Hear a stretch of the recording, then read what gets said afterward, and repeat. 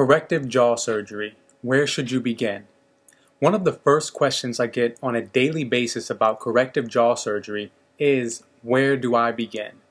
This comes from everyone who already knows they need surgery to someone who just wants to see what their options and where to start.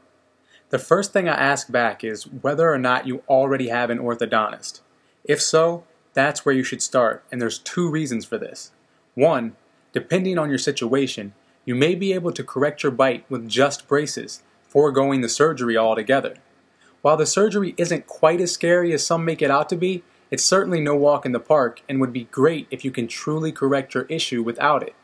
Also, even if your orthodontist has already suggested surgery, they often know and work with experienced surgeons in your area, so they can give you a referral to set up a consultation. In every orthognathic case, the orthodontist and surgeon have to work closely together in making sure that each does their job in getting you ready for a successful surgery. The orthodontist's job is surprisingly to make your bite worse. Huh? Yeah.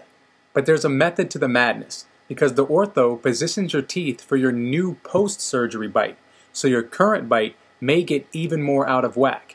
Don't worry though, because the changes are so gradual you will barely notice until it's time for surgery anyway. If you don't already have an orthodontist, then that's where you need to start.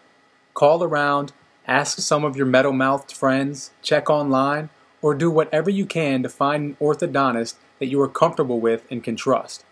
Don't be afraid to go into a few different offices to meet and consult with various doctors, because this guy or gal is going to have their hands in your mouth for the next couple of years.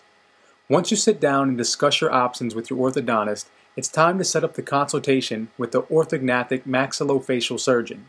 Sounds scary, right?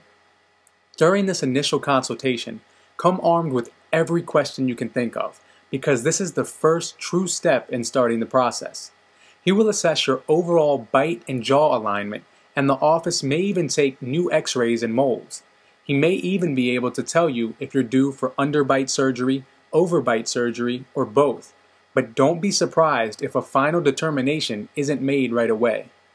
Some of the consultations are complimentary, especially if you're going to go ahead with the surgery, and some charge a fee for the service. Either way, it is absolutely worth the time and money to meet and consult with as many surgeons as you have to, until you feel completely comfortable and confident in the man or woman that's going to be breaking your skull and bolting it back together. Corrective jaw surgery was absolutely 100% worth it for me, but there's no doubt that it's a long and complex process, so having a surgeon that is willing to talk to you and answer any questions you have truthfully and honestly is essential to a great experience.